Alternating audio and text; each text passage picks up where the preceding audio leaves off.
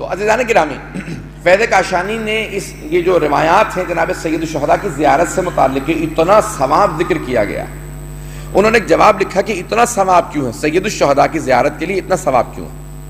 تو وہ کہتے ہیں کہ اس روایت پہ ذرا غور کرو اور اس کے بعد پھر مفہوم سمجھ میں آئے گا اتنا ثواب کیوں ہے۔ کہا امام حسن مجتبیٰ طواف خانہ کعبہ بجا لا رہے تھے،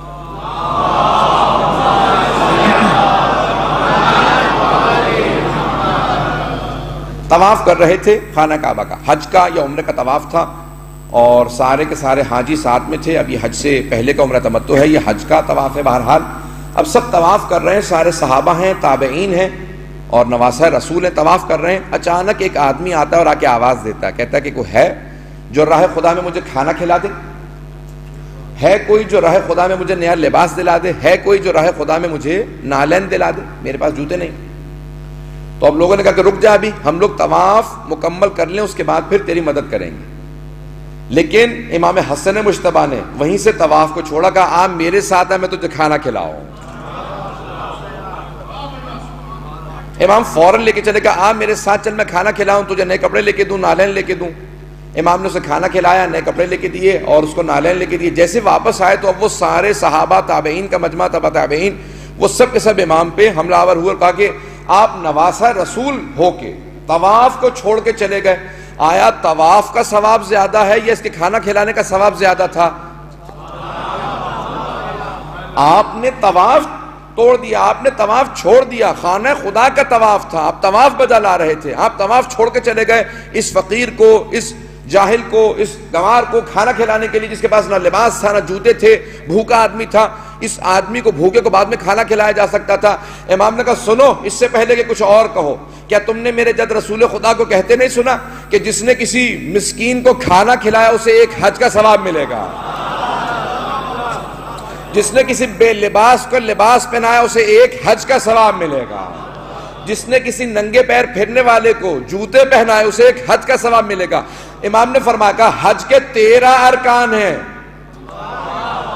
ایک رکن طواف ہے، 13 میں سے ایک رکن طواف ہے۔ کہ میں ایک رکن کو چھوڑ کے گیا، طواف کو چھوڑ کے گیا، اور یہ 13 رکن بجا لاؤ تو ایک حج کا ثواب ملتا ہے۔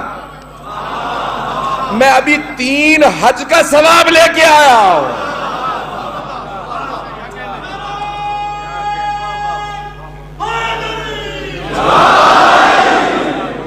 اور فرما رہے ہیں سلطان کرام، امام نے کہا اس بھوکے کو کھانا کھلانے سے مجھے ایک حج کا ثواب ملا، اسے نالین پہنانے سے ایک حج کا ثواب ملا، اسے نیا لباس دلانے سے ایک حج کا ثواب ملا۔ کہ میں نے ایک طواف چھوڑا، 3 حج کا ثواب واپس لے کے آیا۔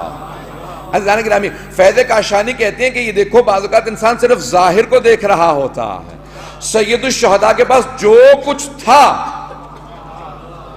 اگر پہنچا پا رہا ہوں، سید الشہداء کے پاس جو کچھ تھا، کہ پروردگارہ میں نے تجھ پہ قربان کر دیا، کیونکہ میں نے دیکھا یہ دنیا فانی ہے، تو کیوں نہ میں فنا فی اللہ ہو جاؤں، کیوں نہ میں اللہ میں فنا ہو جاؤں۔ اب جب تک خدائی رہے گی تب تک حسینیت رہے گی۔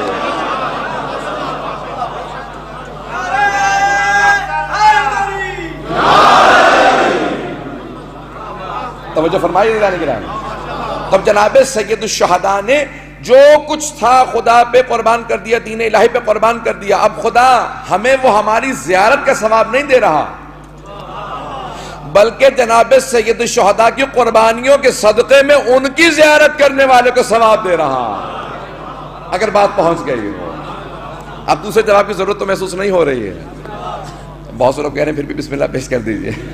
تو عزیزان گرامی، بہرحال یہ فیض کاشانی نے جواب دیا ہے کہ یہ وہ جواب ہے کہ جناب سید الشہداء نے جب سب کچھ پروردگار پہ قربان کیا، تو اب خدا کہتا ہے میرے حسین، آپ کی قربانیوں کے عوض اب جو آپ کی زیارت کے لیے آئے گا اس کو اتنا ثواب دوں گا کہ وہ متحیر و پریشان ہو جائے گا کہ پروردگارہ اتنا ثواب کیسے، یہ اس کی زیارت کا نہیں، یہ آپ کی قربانیوں کا ثواب ہے۔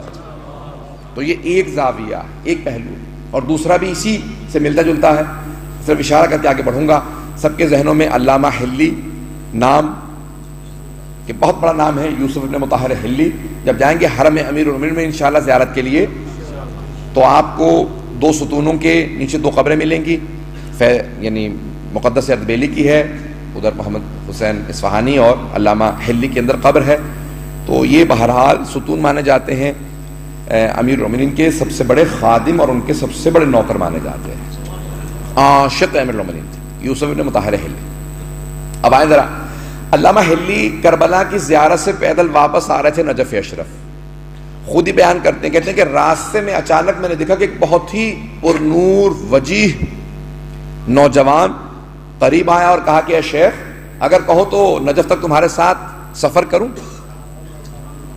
تو علامہ حلی کہتے ہیں کہ اچانک اس نور کو دیکھنے کے بعد خود بخود ایک تمائل پیدا ہوا, اور میں نے خود ان کی بارگاہ میں عرض کیا کہ اگر آپ جیسی کوئی مقدس ہستی میرے ساتھ سفر کرے تو یہ نجف کا سفر اور زیادہ آسان ہو جائے گا. آپ کے چہرے کا نور بتا رہا ہے, تو آپ ساتھ سفر کیجئے, بالکل بسم اللہ. میری اس سے بڑی سعادت کیا ہوگی کہ کوئی آپ جیسی مقدس ہستی میرے ساتھ ہو. لیکن علامہ کہتے ہیں کہ میرے ذہن میں وہم و گمان میں نہیں یہ کون, صرف چہرے کو دیکھنے کے بعد کہ ان کی زہد و تقوی کا اندازہ ہو رہا تھا کہ یہ بہت ہی پر نور ہے. توجہ ہے مجمع کی؟ کہ میں صرف چہرے کو دیکھ رہا تھا. کہا اچانک جب گفتگو شروع ہوئی تو علامہ حلی اس وقت 70 برس سے زیادہ ہیں, یعنی انتقال سے 1-2 برس پہلے کی بات ہے. 72 سال کے ہیں یا 73 سال کے جب انتقال ہوا ہے, اور انتقال سے چند برس پہلے کی بات ہے.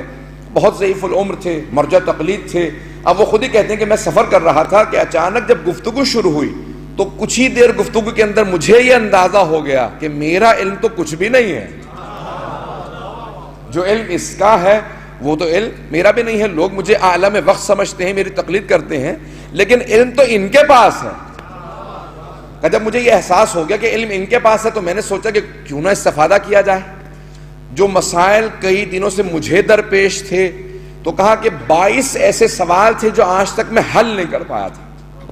کون؟ علامہ حلی. کہ 22 ایسے سوال تھے جو میں حل نہیں کر پا رہا تھا. تو میں نے فوراً سوچا کہ میں ان سوالوں کے جواب ان سے پوچھ لوں. ایک سوال تو سر پہلے پیش کروں گا, پھر میں دوسرا سوال جو زیارت سے متعلق ہے, میرے موضوع سے متعلق. کہا میں نے ایک سوال کیا ان سے کہ یہ مسئلہ, اس کا حل آپ کے ذہن میں ہے؟ ابھی جانتے نہیں ہیں یہ کون ہے. کہا تم جب گھر جاؤ گے اپنے تو تمہارے ہی اپنے کتاب خانے کے اندر جب دیکھو گے تو جب اپنے کتاب خانے میں جاؤ گے دائیں طرف سے قفسوں کو گننا شروع کرنا. 7ویں قفسے کے اندر 9ویں جو شمارے کے اندر تمہارا قفسہ ہے اس کے اندر ایک کتاب ہے, نام یہ ہے, جلد نمبر یہ ہے, صفحہ نمبر یہ ہے. دائیں طرف کے صفحے کے اوپر سطر نمبر یہ ہے, جعفر ابن محمد کی حدیث درج ہے. کا اس انداز سے نام لیا جیسے ائمہ ایک دوسرے کا نام لیا کرتے تھے, اپنے اجداد کا نام لیا کرتے تھے. تو کہا کہ ہمارے جد کی ایک حدیث وہاں پہ درج ہے, یعنی چھٹے امام کی طرف اشارہ کیا کہ جعفر ابن محمد صادق علیہ السلام کی حدیث وہاں درج ہے.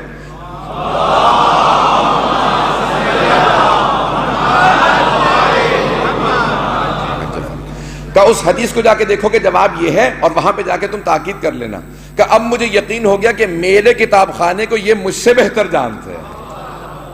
کہ اب میں نے ہمت کر کے وہ سوال کیا کہ جو سوال بہت زیادہ پریشان کرتا. 22 سوالات ہیں, اس ایک سوال کو پیش کرنا چاہتا ہوں. علامہ نے خود کتاب لکھی اور کتاب کا نام رکھا کہ یہ وہ 22 سوال ہیں کہ جو یوسف بن مطہر حلی نے سوال کیے اور جواب حاصل کیے. میں انشاءاللہ آخر میں پیش کروں کس سے. اب ایک مرتبہ سوال کیا, کہا کہ یہ جو روایت ہے کہ اگر کسی نے مچھر کے پر کے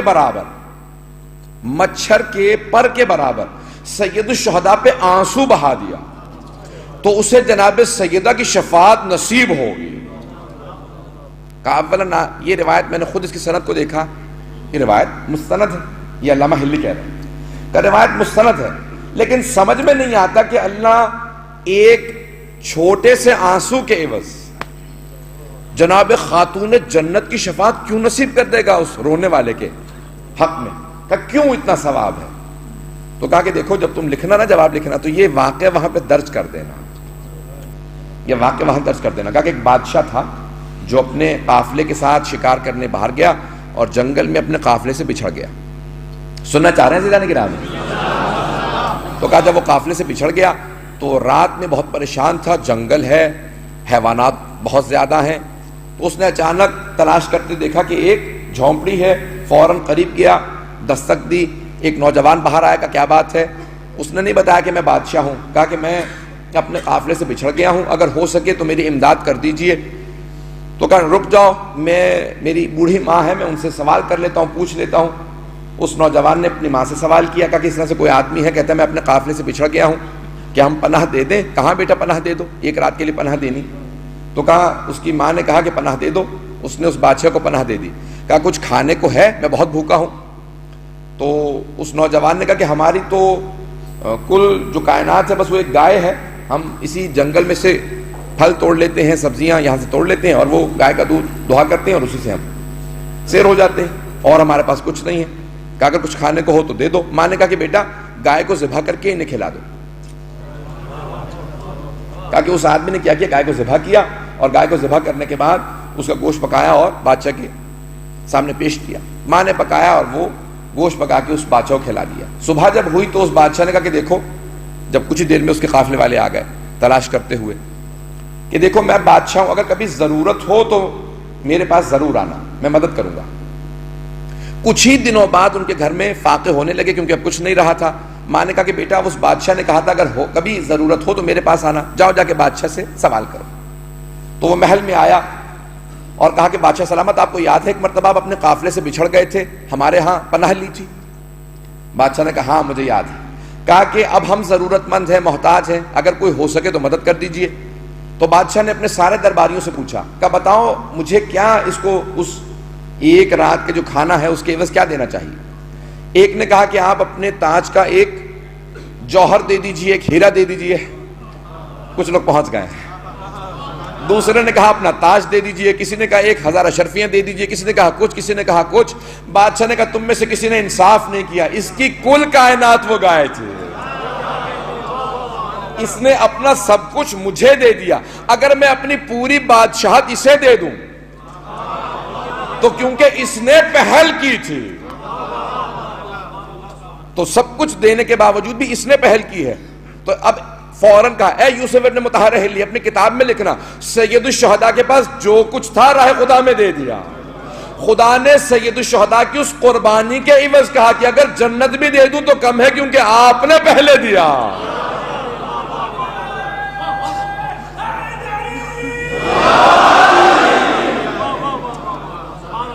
علامہ ہلی کہتے ہیں میں گھر پہنچا اور میں نے فوراً دروازہ بند کیا، تالا لگایا تاکہ میں مکمل جلدی وہ جواب لکھ لوں۔ وہ سارے حوالے دیکھے، کتاب کو لکھا، جلدی سے سارے وہ جوابات لکھے، پوری رات بیٹھ کے لکھتا رہا۔ اچانک ایک مرتبہ فجر سے پہلے میرے ہاتھ سے عصا گر رہا تھا اور میں سوچ رہا تھا یہ کون ہے جس نے میرے سوالوں کے جواب دیے ہیں۔ اچانک وہی نور میرے سامنے آیا، عصا کو گرنے سے پہلے پکڑ کے مجھے واپس لوٹایا، کہا کہ اے یوسف ابن مطہر ہلی، اگر کربلا سے نجف کے راستے میں تیرے امام نے تیرے سوالوں کے جواب نہیں دیے تو اور کس نے جواب دیے ہیں؟ کہا کہ مولا یہ دروازہ تو میں نے تالا لگا رکھا تھا، کہ جس خدا نے زمین کو میرے لیے خلق کیا ہے وہ یہ تالے مجھے محتاج نہیں بناتے کہ میں بغیر تالے کھولے اندر آ جاؤں۔ صلوات پڑھیں گے امام کی خوشنودی کے لیے۔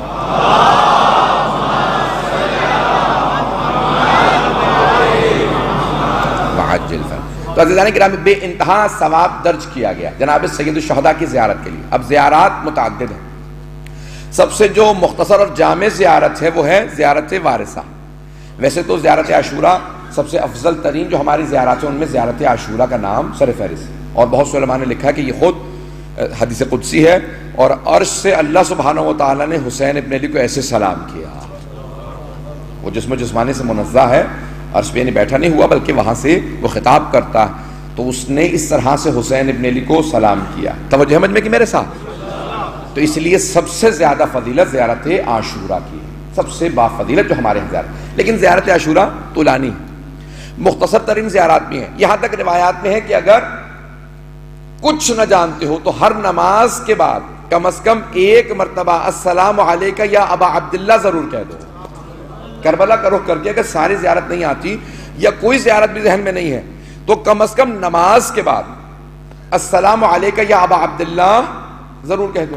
یہاں تک کہ آیت اللہ ابھی کل انتقال ہوا ہے، یا کہاں جی کل انتقال ہوا آیت اللہ محمد ہادی شیرازی کا نجف اشرف کے اندر، بہت بڑے مرجع تھے، تقریباً 50 سال پہلے ان کا انتقال ہوا تھا۔ آیت اللہ سید عبدالہادی شیرازی ان کے پوتے تھے۔ انہوں نے اپنے کتاب میں لکھا کہ نماز میں توجہ حاصل کرنے کے لیے ایک شرط ہے کہ جب بھی نماز پڑھنے لگو تو نماز سے پہلے حسین کو سلام ضرور کرو۔ تو السلام علیکہ یا ابا عبداللہ الحسین، کہ اگر السلام علیکہ یا ابا عبداللہ الحسین کہہ کے نماز شروع کرو گے تو نماز میں ضرور توجہ رہے گی، اگر بات کو پہنچا پا رہا ہوں۔ کہ پھر نماز انسان بہت ہی تمرکز کے ساتھ پڑھ سکے گا، انسان اپنی توجہات کو جمع کر پائے گا، کیونکہ حسین کو سلام کیا۔ حسین عجیب و غریب نمازی ہے کہ جن جیسا نمازی ڈھونڈنا مشکل ہے۔ آئیں ذرا توجہ کیجئے گا۔ تو اب نماز سے پہلے جناب سید الشہداء کو سلام کرنا مستحب ہے، یہاں تک کہ اپنے بچوں کو عادت ڈالیں جب گھر سے باہر نکلنے لگیں تو کہیں السلام علیکہ یا ابا عبداللہ، گھر سے باہر نکلنے لگیں تو سلام کر کے جناب سید الشہداء کو گھر سے نکلیں۔ حتیٰ اگر گھر میں داخل ہو اور گھر خالی ہو تو خالی گھر میں بھی داخل ہو تو سید الشہداء کو سلام کر کے داخل ہو، خالی گھر کے اندر بھی اگر داخل ہو تو کہے السلام علیکہ یا ابا عبداللہ الحسین۔ اتنی عادت بنا لیں اپنی کہ جناب سید الشہداء آپ کی قبر کے اندر آپ کی شفاعت کے لیے ضرور آئیں، کیونکہ معصوم فرماتے ہیں جو بھی پابندی سے سید الشہداء کی ہر روز زیارت پڑھے گا امام حسین خود اس کی شفاعت کے لیے اس کی قبر میں آئیں گے۔ اس پہ ایمان رکھیں گے۔